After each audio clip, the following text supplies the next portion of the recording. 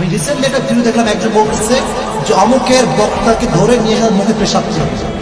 আবু তারা আসলাম সালাফি আকীদার মুখে যত নিক্ষেপ করতেছে, এই শয়তানগুলো স্থিতি মাকায় ফেলে সব জায়গাতে একই প্রশ্ন করছে, আপনারা ওকে ধরে নিয়ে এসে ওর মুখে পেশাব করে দেন।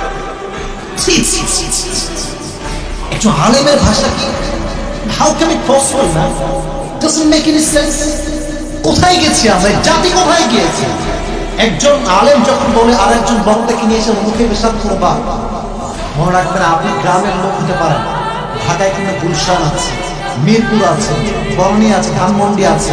শুধু আপনি মুসলমান না, গুলশানেও মুসলমান আছে, ধানমন্ডিতেও মুসলমান আছে। আপনি যখন মাইক নিয়ে এরকম বাজে ভাষায় গালিগালাজ করেন, গুলশানের স্মার্ট মানুষের মধ্যে ইসলাম কি এটাই কি ইসলাম? তার মনটা ভেঙে যায়। আর এর জন্য প্রথম দায়ী হচ্ছে আপনি, আপনার জবানের ভাষা শুনুন।